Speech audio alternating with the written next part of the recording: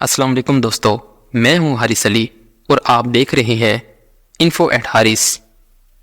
ایک ایسی وادی جو جنوں، پریوں، بھوتوں، دیو اور عجیب مخلوق کے متعلق جانی جاتی ہے۔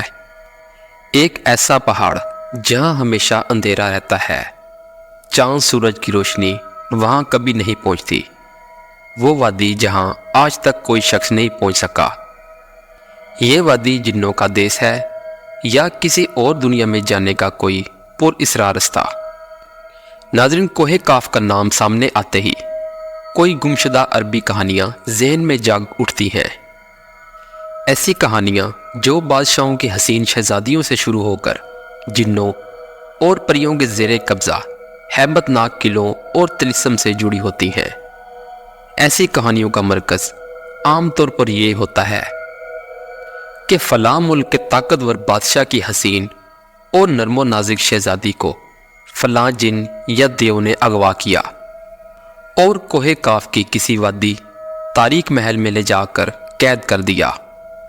اس طرح کی کہانیاں ہندوستان، ایران اور عرب علاقوں کے افسانوی اور ادبی کتابوں میں اہم مقام رکھتی ہیں۔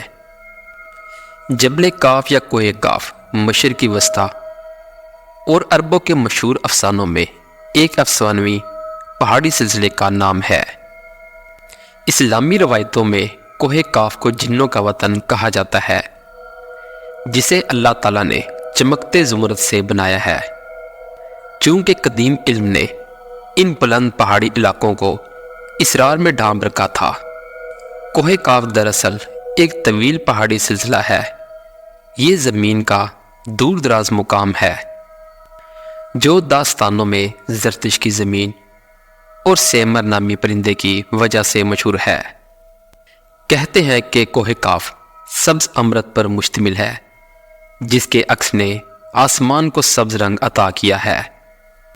کوہ کاف کو جنوں کا شہر بھی کہا جاتا ہے، جہاں قدیم زمانے میں جنات کی نسلوں نے بہت ساری حکومتیں قائم کی تھیں۔ امام تزوینی لکھتے ہیں کہ کوہ کاف کئی علاقوں میں منقسم ہے، جس میں 70 زمینیں چاندی کی ہیں، 70 زمینیں سونے کی ہیں اور 70 مشک کی۔ عربی کتابوں کے مطابق کاف پہاڑی سلسلوں میں سب سے اونچا تھا، جو اللہ تعالیٰ کی طرف سے زمین کو سہارا دینے کے لیے بنایا گیا تھا۔ اور اس دنیا میں جتنے بھی پہاڑی سلسلے ہیں، تمام سلسلوں کی شاخیں زیر زمین کوہ کاف سے ملتی ہیں۔ ناظرین، اس طرح کوہ کاف جو اس زمین کا سب سے بڑا پہاڑ ہے اور پہاڑی سلسلوں کا مرکز ہے۔ زکریا القدونی نے 13ویں صدی میں عجائب المخلوقات نامی ایک کتاب لکھی تھی، جس میں انہوں نے یہ نظریہ دیا تھا کہ آسمان کو خدا نے تھام رکھا ہے تاکہ وہ زمین پر نہ گر پڑے۔ اس زمین کے چاروں طرف پہاڑوں کا ایک طویل سلسلہ ہے، جس میں کوہ کاف بھی شامل ہے، جو ان سلسلوں کو کھونٹی کی طرح اپنی جگہ پر رکھتا ہے۔ ناظرین، اسی طرح بزرگ جلال الدین رومی نے اپنی تحریروں میں کوہ کاف کا ذکر کچھ یوں کیا ہے کہ طاقتور بادشاہ سکندر ذوالقرنین نے آب حیات کی تلاش میں مشرق کا سفر کیا تھا۔ اس سفر کے دوران آپ کوہ کاف تک جا پہنچے تھے۔ جب آپ کوہ کاف پہنچے تو آپ نے دیکھا کہ وہاں فرشتہ اسرافیل قیامت کے دن سور پھونکنے کا انتظار کر رہے ہیں۔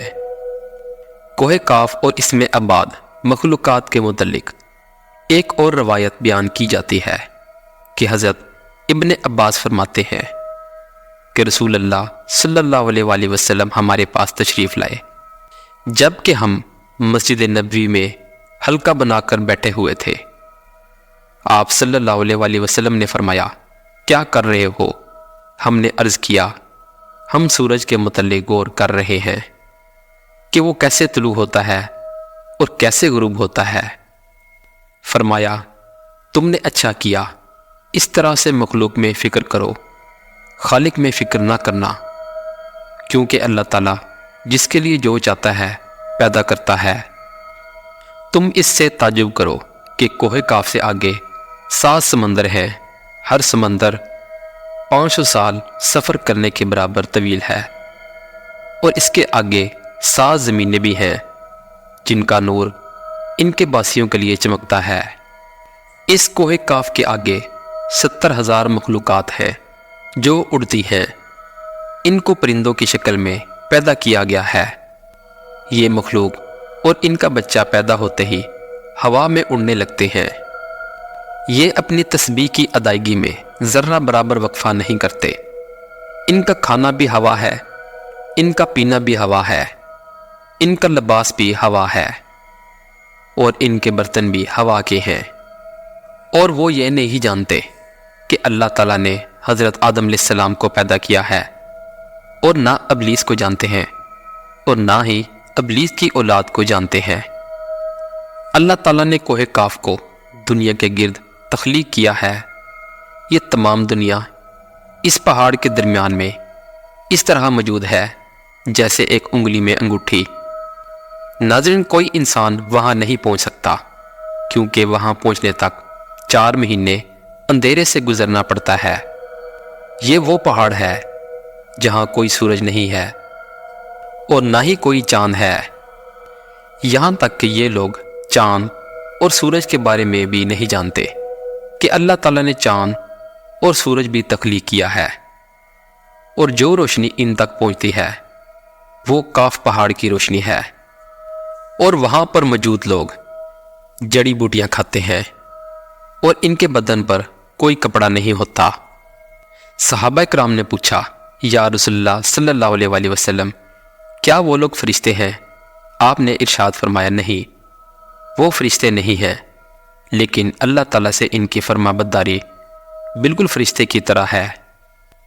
پھر آپ نے فرمایا کہ معراج کی رات ان کی ملاقات کوہ کاف کے لوگوں سے ہوئی تھی، اور وہاں کے لوگوں نے آپ صلی اللہ علیہ وآلہ وسلم کی دعوت کو قبول کیا اور وہ مسلمان ہو گئے۔ ناظرین، بہت سارے لوگوں کا ماننا ہے کہ یہ لفظ کاف کسی چیز کی مرکز کو ظاہر کرتا ہے، اور یہ لفظ اتنا مقدس ہے کہ قرآن پاک میں پوری ایک سورہ کا نام سورہ کاف ہے جو اس کوہ کاف پہاڑ کی طرف اشارہ کرتا ہے۔ اس سورہ میں اللہ کی وحدانیت، موت اور زندگی کا نظریہ پیش کیا گیا ہے۔ کوہ کاف جغرافیائی اعتبار سے ہماری اس زمین میں کہاں موجود ہے، اس کے متعلق مختلف نظریات پائے جاتے ہیں۔ ناظرین، اصل میں کوہ کاف کی حقیقت کیا ہے، اللہ تعالیٰ کی ذات کے سوا کوئی نہیں جانتا۔ ایسی مزید انفارمیٹیو ویڈیوز دیکھنے کے لیے ہمارے چینل کو لائک اور سبسکرائب کریں۔ اپنا بہت سا خیال رکھیے گا۔ اللہ حافظ۔